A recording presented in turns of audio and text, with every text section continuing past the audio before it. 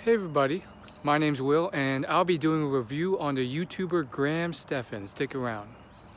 So Graham Stephan is a YouTuber that recently blew up in the last couple years and now he has a bajillion subscribers and he talks a lot about personal finance and a lot of topics related to building your wealth.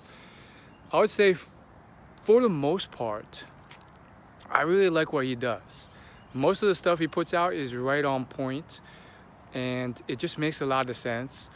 In fact, I'm a huge personal development fan, so much so that I have a whole YouTube channel about it. I got into that because of personal finance. That was my first love. And it's still one of those things that I really think is so important, yet it's so hard to convince others to save their money and put it into index fund.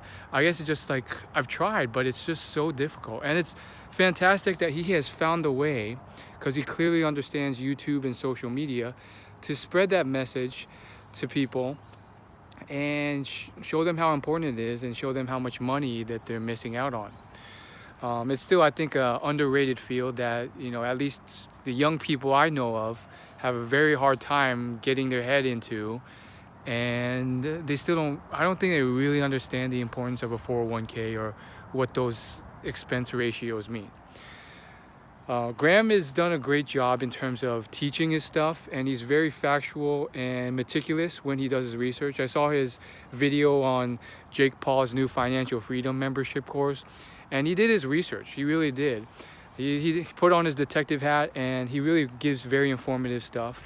When he talked about the COVID-19 stimulus packages, same type of deal. He was very, very meticulous. I love this checker table, by the way. It's a cool design. I would say there's only small things that I would say I respectfully disagree with him on. When he talks about some of his stock market stuff, when you get into the granular details, everyone has a different opinion on that. And for me, I'm very Warren Buffett long-term focused. I'm a huge fan of Warren Buffett. I've pretty much consumed everything he's put out. And it's a lot about being greedy when others are fearful and fearful when others are greedy. And even then, I would say Graham Stephan generally follows that.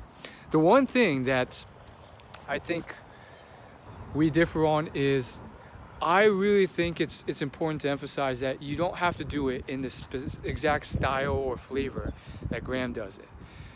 He's a 28-year-old millionaire who made most of his money in real estate, and now he's, I guess, made a lot more through his YouTube channel somehow.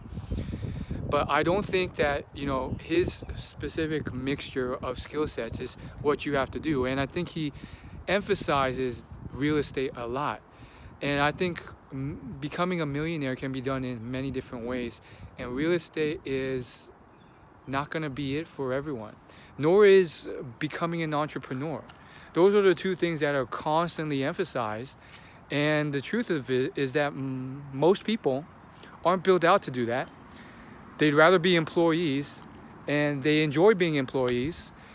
Yet we're in an era right now where the CEO and the real estate mogul are seen as these superstars, and that's the only way to do it. And they're glorified, and they're always made to seem that that's how you have to do it. And it's kind of gone a little bit too far. I used to love this podcast called Eventual Millionaire, and there's hundreds of episodes, and in each episode they bring on a millionaire to interview. And then it got to a point where, like, almost every episode, it was just highly suggested and inferred by the host that the only way to do it is to become a business owner. That's how you become a millionaire. And if you're not cut out to be a business owner, well, too bad, you can't be a millionaire. And I just think that's false. I don't think Graham goes to that extreme with it. I think he's a fairly humble person. I don't see him flexing cars that much or anything. If he does, it's usually in jest. And I think he's a generally pragmatic, cool guy. And that's why I think, he deserves his reach and his following. But I do think that a little less emphasis can be put on the real estate stuff. Like, you have to do the real estate to make it. You have to buy a condo and lease it out. And I don't think if you asked him that he believes you have to do it this way. But when a lot of the real estate content gets put out, it can seem that way. And I understand, he's a real estate guy. That's his expertise. So he will mention it constantly because that's what he knows. But I just want to let you know that don't give up hope if that's not your path. There's different ways of becoming financially free. Maybe for you, it's your love of wine, or maybe it's your love of Fortnite. I don't think it's easy. I don't think everyone needs to be a millionaire. I think if, most of us can hit 6 figures a year, we'd live a pretty happy life. So hopefully that helps. And I think overall, Graham is worth his stuff. Some of the stuff is getting a little bit too clickbaity, and I see a lot of YouTubers, when they blow up, they get more and more clickbaity. And I don't think you need to do that to succeed. And I think in terms of your general personal brand, you don't need to go too clickbaity with it.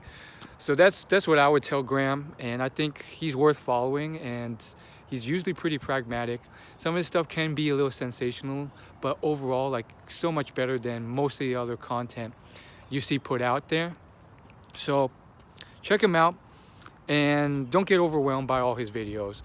Like with every YouTube channel, there's hundreds of videos and you don't have time to watch them all. So I would say if you watch the top 10 or 15 of Graham's stuff, you'll get a pretty good sense of what it means to be financially savvy, and you can really make some headway from there.